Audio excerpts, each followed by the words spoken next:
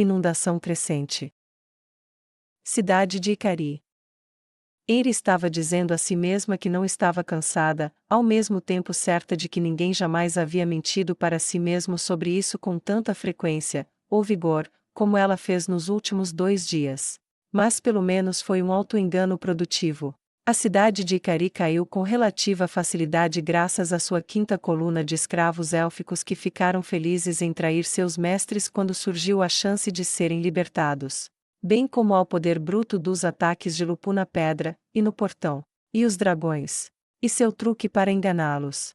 Era simplesmente tudo. Tudo funcionou tão bem que ela mal podia acreditar na sua sorte. Mas embora vencer a batalha tenha sido quase fácil, conquistar a paz foi difícil.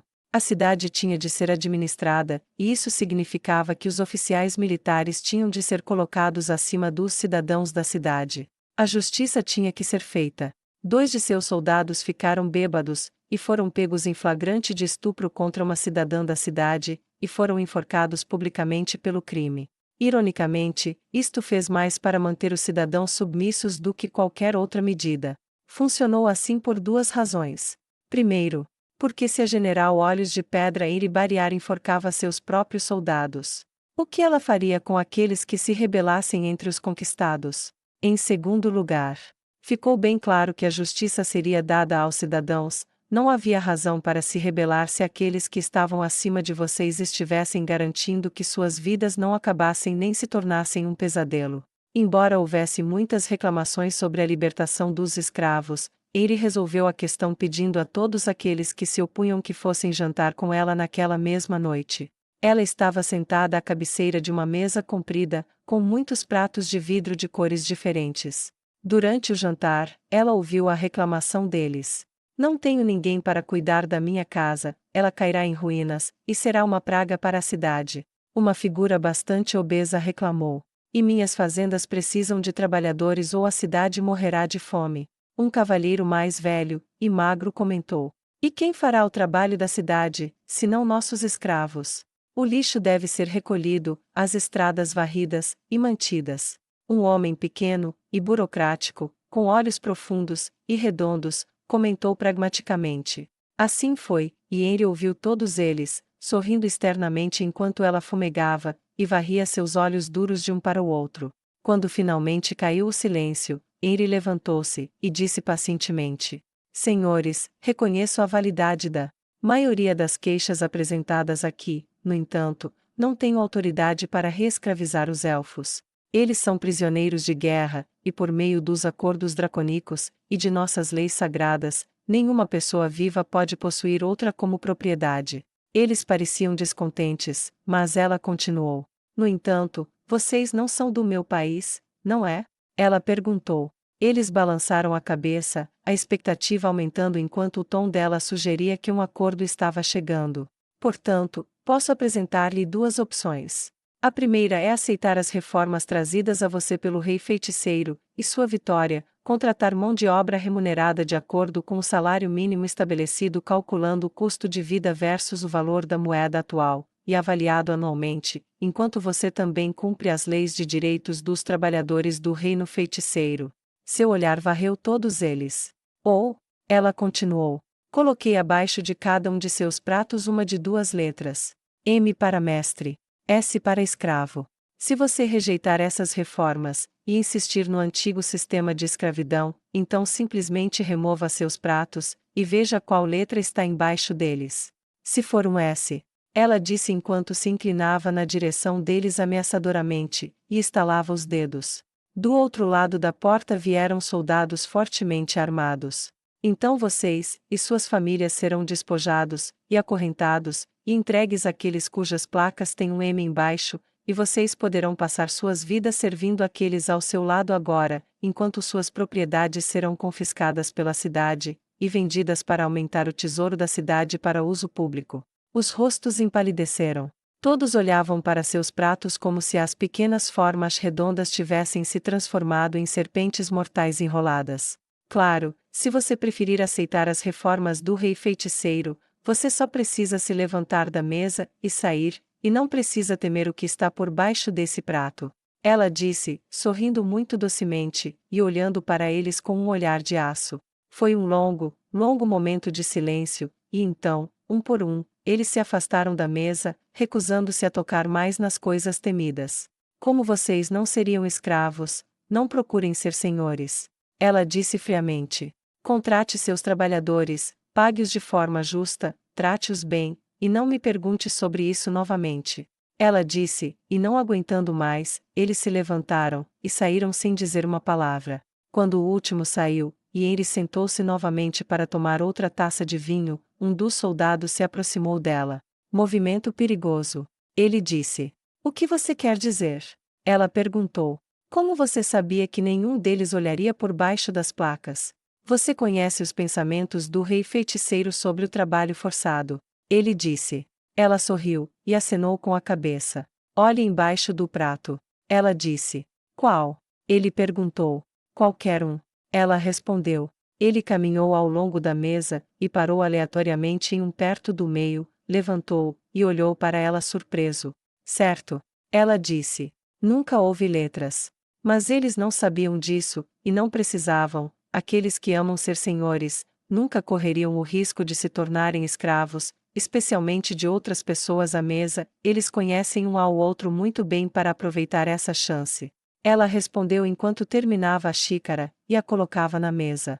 Vou para a cama, isso foi desagradável, você deveria fazer o mesmo, amanhã de manhã cedo iremos até os latifúndios, e limparemos o lugar. Ela disse, e os soldados se curvaram, e saíram da sala de volta para seus postos ou alojamentos.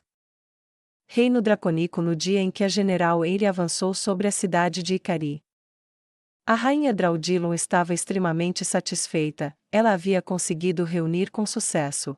Não os 20.000 soldados que o rei feiticeiro havia pedido a ela, mas 35.000, tendo descoberto após seu relatório que ela tinha mais voluntários do que precisava, e dinheiro suficiente.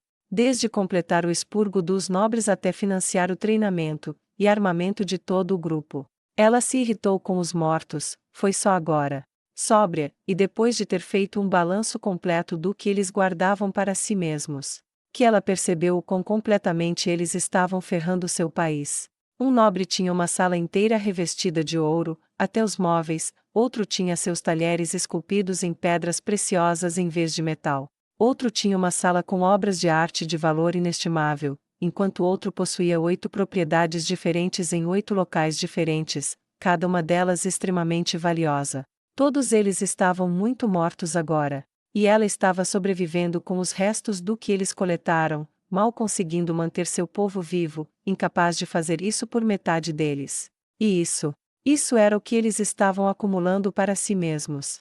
Isso a deixou fisicamente doente. Na noite anterior, Vermilion sentou-se à sua frente em seu escritório particular enquanto ela segurava o rosto entre as mãos, e soluçava. Com a riqueza desses nobres, eles poderiam ter formado meia dúzia de exércitos, contratado todos os times de aventureiros do mundo conhecido, e até mesmo pago para que os exércitos de seus vizinhos marchassem com eles, e levassem a luta diretamente para o reino dos homens-fera. Tantos mortos. Por que um punhado de nobres acumularam moedas destinadas à defesa nacional? Por quê?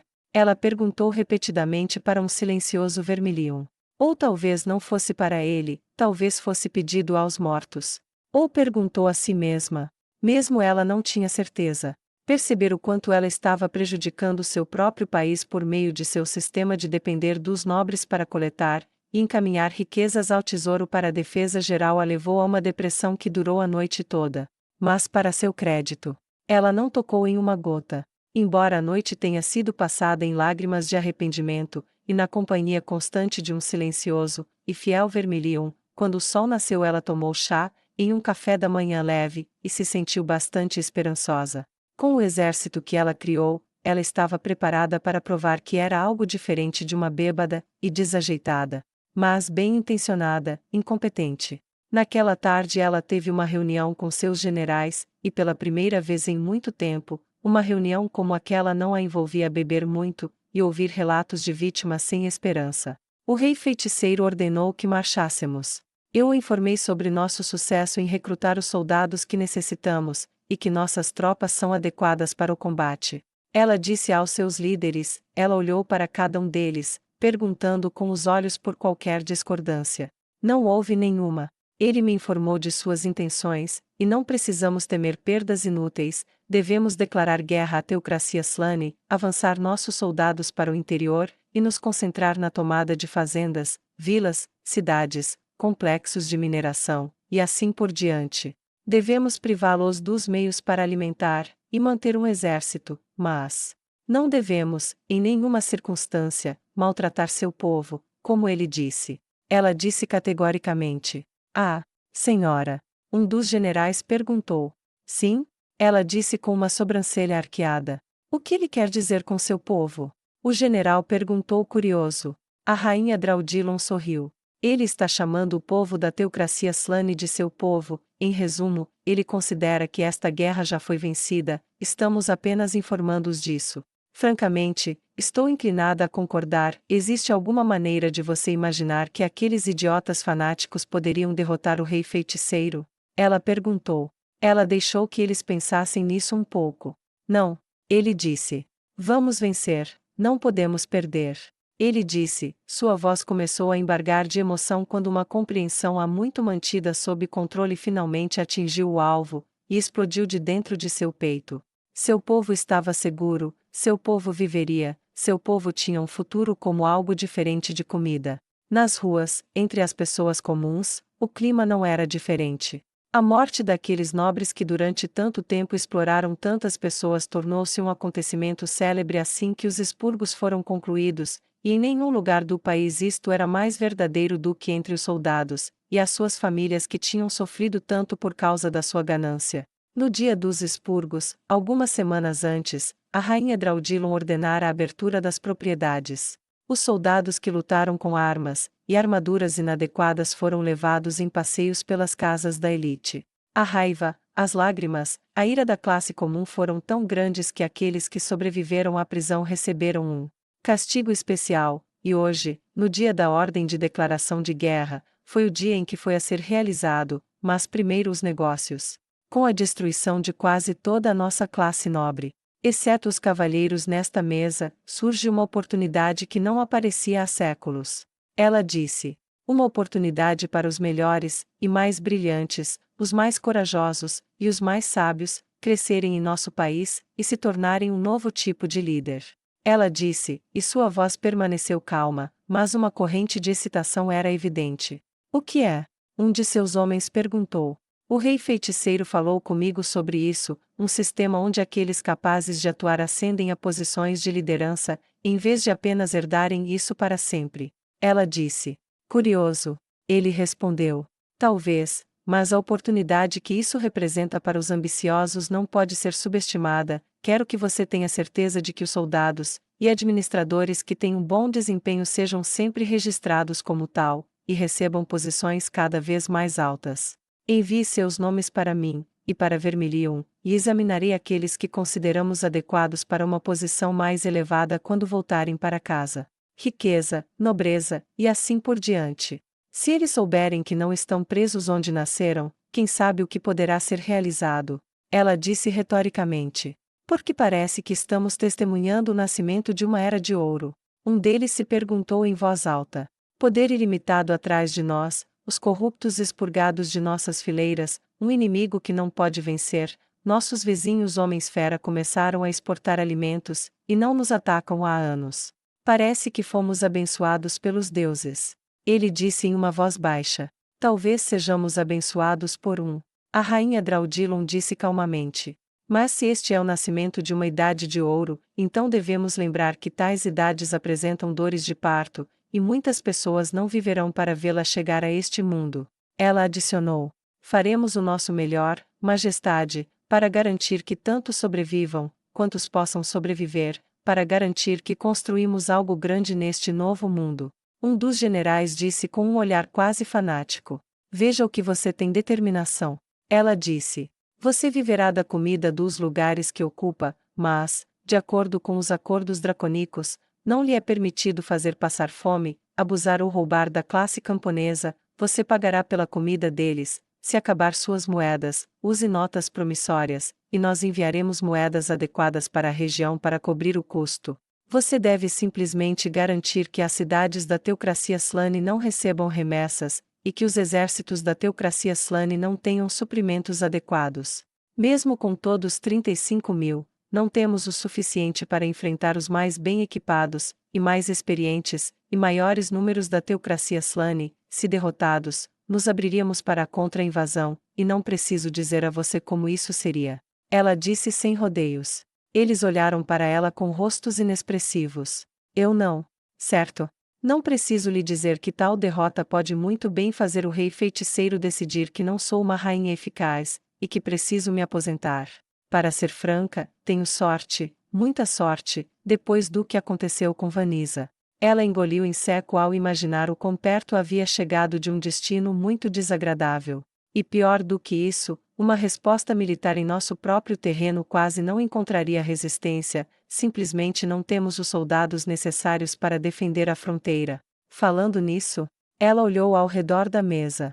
Minha rainha, levantamos mais 5.000 soldados para a defesa da fronteira, e atualmente estamos construindo um sistema de fortes e muros ao longo de nossa fronteira com a teocracia Slane. Eles parecem não estar cientes de nossas ações. Ele começou, e a rainha o interrompeu. Porque o rei feiticeiro exterminou toda a rede de inteligência da teocracia Slane. O que não foi morto, foi em sua maioria capturado, o que não foi capturado, teve que ser retirado inteiramente. Eles simplesmente não têm mais a rede de inteligência para observar nada, o que os coloca em uma enorme desvantagem, eu acho.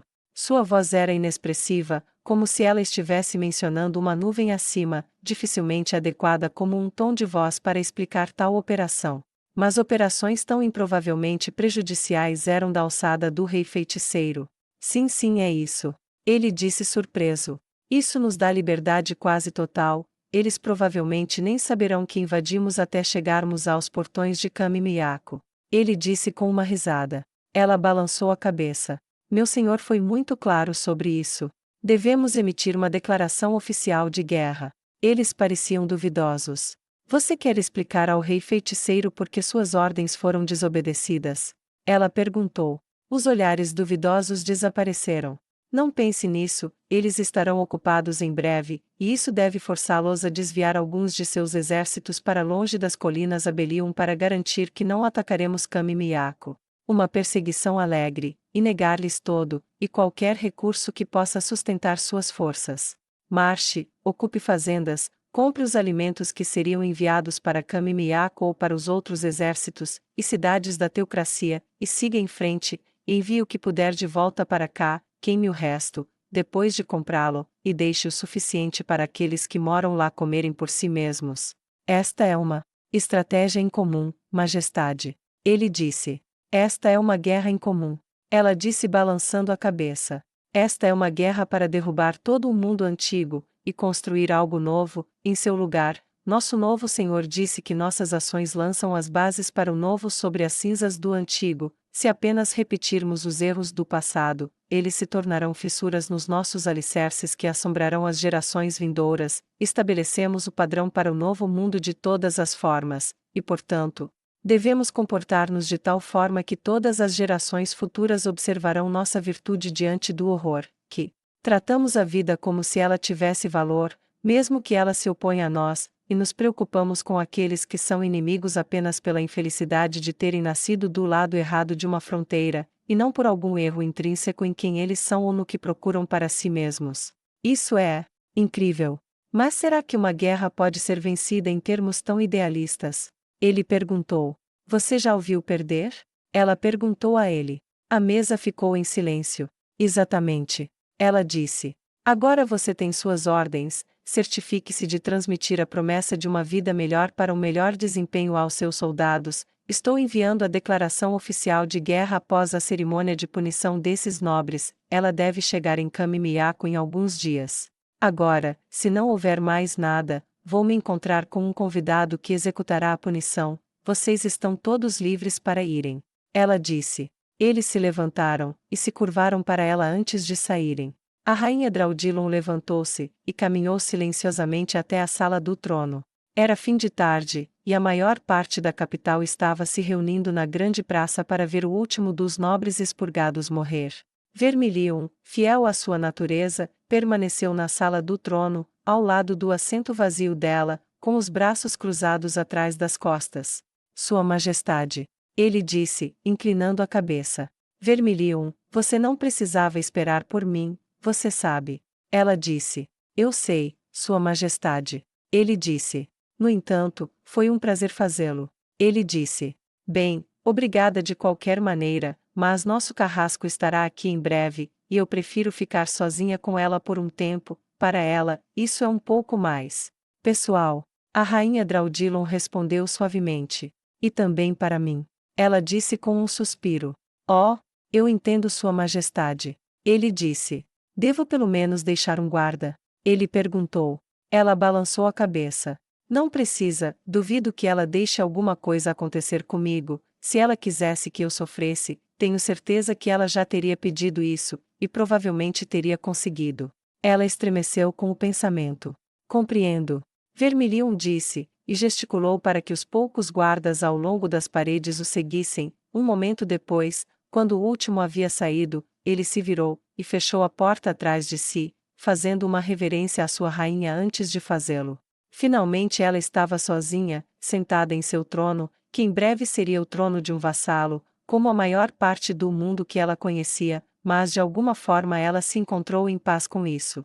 Ela sentiu medo do rei feiticeiro quando ele ficou extremamente descontente com alguma falha dela, mas suas reações foram racionais, chocantemente, e embora ele pudesse ser muito brutal, ele parecia reconhecer a diferença entre falha acidental e intencional, e considerava essas duas coisas profundamente diferentes no sentido moral. Foi no meio disso que um portal se abriu perto da porta, e uma linda e rechonchuda camponesa com longos cabelos loiros presos em uma trança saiu. Ela tinha um sorriso cheio de dentes no rosto, e seus olhos verde acinzentados saltavam como as mechas douradas que se moviam enquanto ela caminhava. Ela mantinha as mãos atrás das costas, e unidas, ela era a imagem do capricho e da felicidade quase infantil. Suas roupas foram consideravelmente melhoradas, o tecido parecia fenomenalmente caro. Mas ainda era cortado à moda de um camponês, era incompreensível contemplar por que alguém pegaria tal tecido, e faria aquilo com ele. Era como tirar esterco de cavalo de um celeiro com uma pá feita de ouro. O raciocínio por trás disso tornou-se mais evidente à medida que a garota se aproximava do trono, e ela podia ver mais profundamente nos olhos da garota. Uma dicotomia era evidente ali, uma espécie de loucura frenética mantida logo abaixo da superfície pelo foco de sua atenção, que era a tarefa dada a ela pelo senhor que elas tinham, ou teriam oficialmente, em comum. Olá, Majestade. Ela disse, acenando alegremente enquanto se aproximava. Olá, Vanisa. A rainha Draudilon disse com um sorriso que ainda era um tanto triste, ou talvez envergonhado de seu papel no que aconteceu com a pobre garota. Curiosamente, ela não parou quando chegou perto, e em vez disso, ela simplesmente diminuiu a velocidade, seus olhos fixos nos da rainha. Vergonha. Ela disse em voz baixa. Culpa. Ela disse novamente, seus olhos se estreitaram como se ela fosse ficar com raiva. A rainha Draudilon congelou. Isso era diferente, seu batimento cardíaco acelerou em seu peito. Vanisa, a linda garota rechonchuda e saltitante de uma vila incendiada, e de uma vida incendiada, aproximou-se da rainha, e destemidamente estendeu a mão para tocar o governante sob seu queixo. Ela se aproximou, e sustentou seu olhar, perto o suficiente para que com mas ao menor movimento, ela teria beijado a mulher.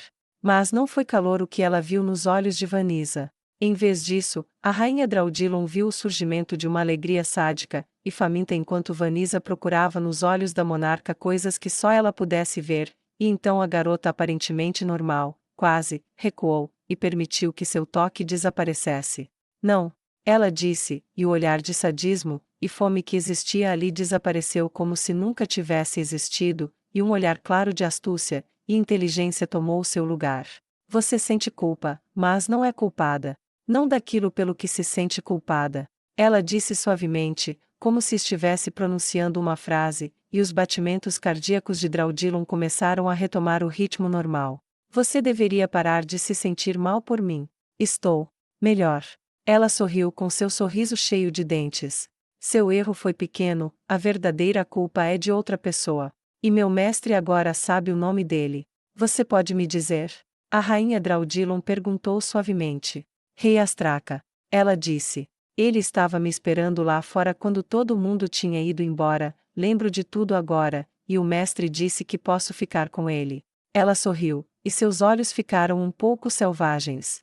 Nós vamos nos divertir muito, aposto que ele vai ficar tão feliz, Ela sorriu, e bateu palmas com alegria. Ah, sim.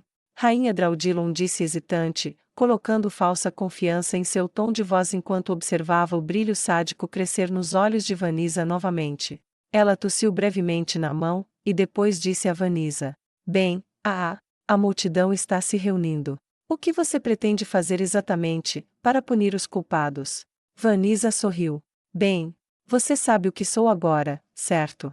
Uma fúria de Tisifone. A rainha disse suavemente ao lembrar o nome. Você sabe o que há de especial nisso?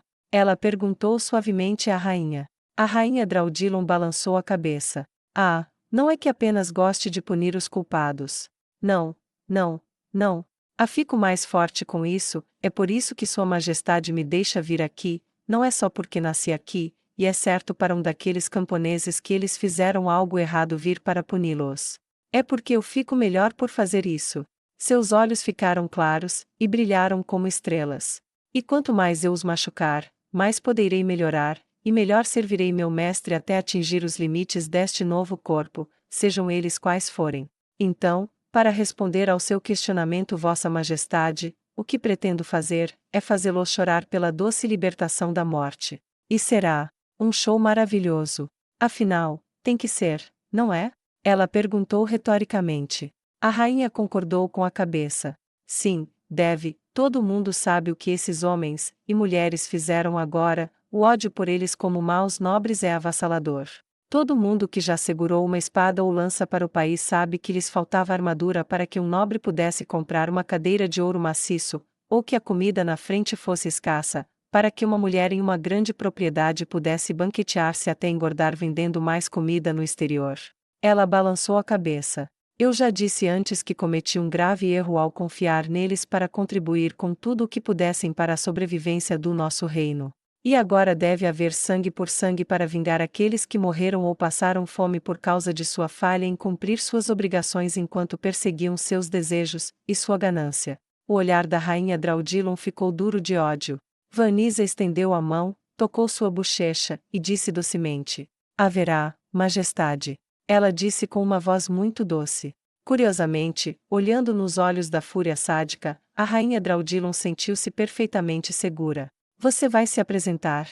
Rainha Draudilon perguntou. Afinal, embora você pareça uma camponesa comum, sabemos que há mais em você do que isso agora. Vanisa recuou, e olhou para o teto enquanto pensava no assunto, suas mãos foram para os quadris como se estivesse irritada consigo mesma. Eu não tinha considerado isso, Majestade. O que você recomenda? Ela perguntou. Bem, ver um dos seus receber a tarefa de matar seus opressores certamente os encorajaria, e mostraria que eles têm meu apoio. Por outro lado, se você estiver publicamente conectada ao rei feiticeiro, mostrando para eles, seu estado alterado será ilustrativo do que acontece com aqueles que fazem o que é errado aos olhos dele. Rainha Draudilon disse. Portanto, a questão é: o que as pessoas deveriam temer, e o que as pessoas deveriam respeitar? Afirmou Vanisa com naturalidade. Seus braços cruzaram atrás das costas, e ela agarrou um pulso no outro, e começou a andar enquanto falava seus pensamentos em voz alta. Acho que a razão pela qual aqueles que infligem medo escolhem fazê-lo é porque desejam impor o cumprimento das instruções. Diga a um homem que você o queimará se ele não se submeter, é provável que ele se submeta, mesmo que você não tenha fogo, e não há como fazer uma fogueira. Você quer que a próxima colheita seja obediente à sua vontade, tal punição pública e sangrenta deve ser vista como sendo infligida por um dos seus. Você quer os camponeses do seu lado, então é melhor que eu seja vista como uma camponesa e sua justiça reinará, e claro, deve se alinhar com a do rei feiticeiro que me enviou de volta para você em primeiro lugar. Então, camponesa. Vanisa disse, fazendo beicinho. Algo errado? Perguntou a rainha Draudilon. Não, é só que eu realmente gosto de voar. Ela se animou, e sorriu com seu sorriso cheio de dentes. Não importa, vou conseguir bastante isso mais tarde. Agora, estou com muita fome, e acho que todos estão esperando por nós agora. Você vai falar primeiro, Sua Majestade? Vanisa perguntou alegremente. Eu vou. Rainha Draudilon disse. Devo, afinal de contas, nossos soldados marcharão em breve, eles precisam saber que estou os apoiando em todo o caminho, até, e inclusive destruindo aqueles cuja ganância quase desfez tudo pelo que trabalhamos. Sua voz estava cheia de ira, e Vanisa deu um raro aceno solene. Então, depois de você, Majestade, farei minha aparição quando você tiver terminado a sua declaração. Vanisa disse enquanto seus olhos clareavam novamente. Poucos minutos depois, a rainha Draudilon estava no estrado com vista para a grande praça. Os guardas abaixo batiam nos escudos com os punhos fechados para alertar e acalmar a multidão, e os olhos gradualmente se voltaram para ela. A rainha Draudilon ficou com as costas retas, exibindo a forma régia de uma boa realeza, depois respirou fundo enquanto se dirigia à multidão. Povo do reino dracônico, venho até vocês hoje, como uma rainha. E como um fracasso. A população ficou calada. Esta admissão foi inesperada. Eu não tenho sido a melhor dos governantes, e o melhor governante é o que você realmente merece. Eu falhei com você ao confiar que esses homens, e mulheres. Ela gesticulou para a série de nobres que estavam vinculados a estacas individuais postadas uniformemente ao redor da plataforma elevada de madeira, à vista da multidão. Buscaram seus interesses, buscaram sua segurança, eles tinham suas obrigações com você, e comigo, e falharam nelas. Eles não ficaram felizes com o que receberam, eles escolheram exigir mais, e mais, e mais, muito mais do que mereciam, muito mais do que ganharam, exigiram o que nada fizeram para ganhar para si mesmos, e ainda assim estavam insatisfeitos. Dentro de suas almas podres estava a ganância tão grande que eles prefeririam que suas cidades fossem consumidas do que terem uma única moeda faltando em seus dedos indignos. A rainha Draudilon gritava ferozmente, e a multidão estava com ela. Confesso que entrei em desespero, porque trabalhei tanto para cumprir meu dever para com você, e falhei. Falhei, e devo implorar seu perdão, e reparar minha fé mal colocada é o começo disso.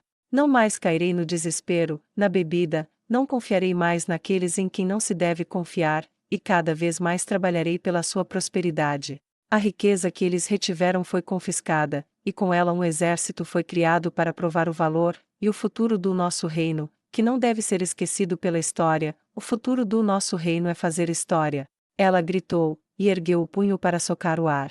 Draudilon! Draudilon! Draudilon!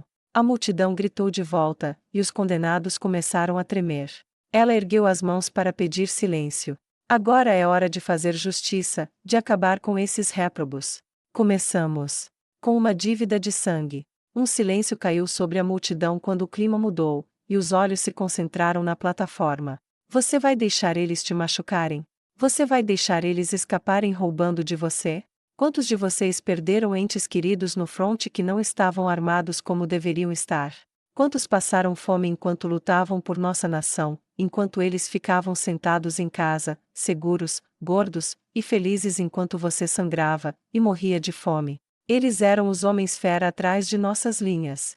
Eles devoraram sua riqueza, e seu trabalho, e tiraram tudo de você, antes de servi-lo como gado para um inimigo que você não poderia derrotar.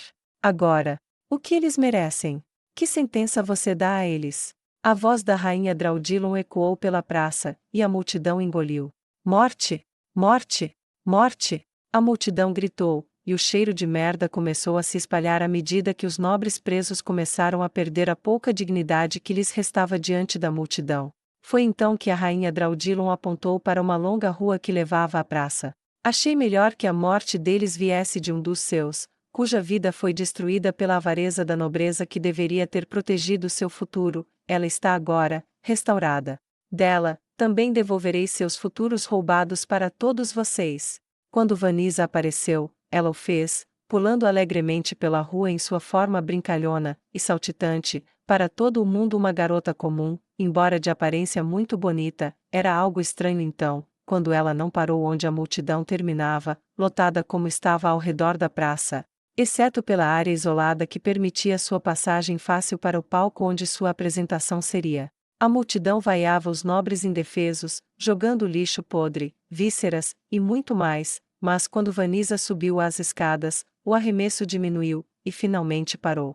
Ela começou a pular pela plataforma até encontrar alguém do outro lado. O nobre olhou para ela com curiosidade enquanto ela segurava seu rosto entre as mãos, e encontrava seus olhos com os dela. Culpa. Ela sussurrou, e passou para o próximo. Ela repetiu o movimento. Culpa. Ela sussurrou, e passou para o próximo. Um por um, ela procurou a verdade sobre sua culpa, sob os termos de Ains ou Algon, os inocentes não deveriam ser punidos, e ela, vendo como só uma fúria de Tisífone poderia, que havia aqueles que precisavam ser vingados daqueles em cujos olhos ela olhou. Suas mãos macias e femininas eram quase uma carícia, mas eles não sentiam desejo por ela, muito pelo contrário, sua luxúria se acalmou ou nunca acendeu assim que encontraram seus olhos, a luxúria pela dor estava clara em seu olhar, e ali elas viram correntes se apertando para prendê-los a destinos terríveis. Alguns começaram a chorar, outros se molharam. Você tem permissão para palavras finais.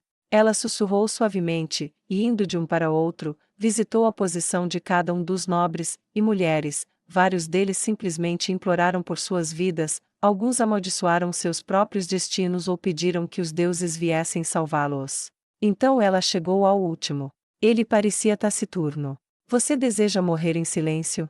Ela perguntou a ele. Isso resolveu. Ele começou a gritar. Malditos sejam todos para o inferno, seus camponeses de pau mole. Ele começou a tremer, e tremer de raiva. Eu sou Tesuj de Rivir. Eu sou um maldito nobre. Eu estou acima de vocês, e com direito aos seus bens. E daí se alguns de vocês tivessem que pagar o preço? Seus imundícies deveriam se considerar sortudos, eu até reconheço qualquer coisa que vocês fazem quando digo para me trazer mais. O discurso de raiva impotente de Tezug espumava tanto que ele espumava pela boca, e sua tangente só foi interrompida quando Vanessa sacou uma faca, e começou a cortar. Ela ficou atrás dele, para que ele não ficasse escondido da multidão. Então, a princípio, com pequenas fatias, a bela e doce sádica gradualmente começou a esfolá-lo, como havia praticado com o homem-panda, cuja pele agora servia como seu casaco favorito. Ela fez uma bela exibição diante da multidão, transformando o nobre exigente em uma confusão patética e chorosa de sangue e nervos. Aproveitando seu tempo com o rei feiticeiro, ela voltou-se para suas habilidades de carisma e jogou o sangue de sua faca para a multidão, gritando: Ele lhe deve o sangue, não é? Pegue! Pegue o que é seu! Ela saltava, e não caminhava, de um para o próximo, comandando tanto o palco quanto a multidão com seus saltos, e saltos saltitantes, e ágeis de um para o outro, como se os estivesse fazendo cantar, matando cada um por centímetros, para emocionar uma parte diferente da multidão. Seus modos saltitantes enquanto ela brincava com a lâmina ao longo do palco, girando-a acima da cabeça como se estivesse dançando, antes de descer para cortar uma tira de carne, como uma orelha, um nariz, para estourar o globo ocular de uma pessoa teimosa e gritante. Para a multidão foi emocionante. Emocionante, e adicionado ao sentimento inebriante de finalmente tomar alguma medida de vingança final contra aqueles que tinham em mente traído sua nação por riqueza. Demorou mais de 2 horas para todos morrerem. E quando o fizeram, Vanessa foi para cada parte do palco, depois de colocar a faca ensanguentada entre os dentes, e fez uma reverência para a multidão, removendo a lâmina para dizer a eles: Sua Vanessa fez um bom trabalho para vocês. Tão alto quanto ela podia. Sim, a multidão gritou de volta. Muito bem, porque ela vai fazer o bem para você também. Tudo vai dar certo agora. Ela gritou, apontando para onde a rainha Draudilon estava, observando tudo acontecer. Quando ela terminou, ela saltou para fora do palco como um cervo, e caminhou de volta pelo caminho por onde viera, segurando a faca com as 2 mãos atrás das costas, com seus longos cabelos loiros trançados balançando atrás dela.